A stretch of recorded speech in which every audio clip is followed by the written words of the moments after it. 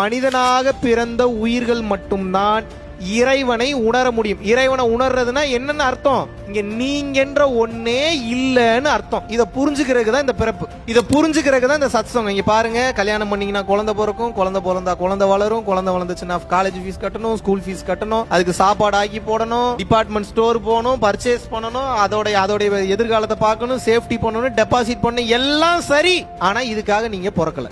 அப்ப இதெல்லாம் பண்ணாம இருக்கணுமான்னு கேட்டா பண்ணாம இருக்க வேண்டும் என்று நான் சொல்லவில்லை. இப்ப நான் பண்ணிட்டு இருக்கக்கூடிய எதுவுமே எனக்கு பலன் அளிக்காதுன்னு சொல்லி விழிப்புணர்வோட ஒவ்வொரு வேலையும் செய்யணுங்க. இவ்வளவுதான் சீக்ரெட். நீங்க எல்லாரும் என்ன பண்ணணும்? விழிப்பா புரிஞ்சுக்கிட்டே. இப்போ ஒரு நாளைக்கு உங்களுக்கு ஒரு 65 சீன் இருக்கு. இது இவங்களை பார்க்கணும், இவங்களை சந்திக்கணும், இது எழுதப்பட்டாச்சு. பிறப்பு என்ற ஒன்று இருக்கும் போதே உங்களுக்கு இறப்பு என்ற ஒன்று நிர்ணயிக்கப்பட்டாச்சு. பிறப்பிலிருந்து இறப்பு வரைக்கும் நீங்க எப்படி வாழ போறீங்கன்றது எழுதிட்டான். அதை மாற்ற முடியாது. ஒரு சில பேர் எவ்வளவு முயற்சி பண்ணாலும் பெரிய ஆள் ஆகவே முடியல. ஒரு சில பேர் ஒரு முயற்சி பண்ணாம பெரிய ஆள் ஆயிடுறான். ஒரு சில பேர் எல்லா நல்லது பண்ணாலும் மேல இருந்தவன் கீழே வந்துடுறான். சோ காம்ப்ளிகேட்டட்னு சொல்ல வரேன். இதுக்கு உங்களால் கருத்தை கண்டுபிடிக்க முடியாது. இது ஏன்ற கேள்வி யாருகிட்டையும் போய் கேட்க முடியாது.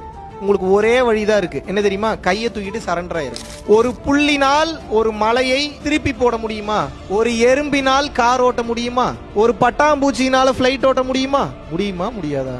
இதான் அந்த பட்டாம்பூச்சியும் புல்லும் எறும்பும் புரிஞ்சுக்கணும்னு சொல்ல வரேன். அந்த பட்டாம்பூச்சியும் அந்த புல்லும் அந்த எறும்பும் என்னால முடியும் அப்படின்னீங்கனாவே அவுட் ஆயிட்டீங்கன்னு சொல்ல வரேன்.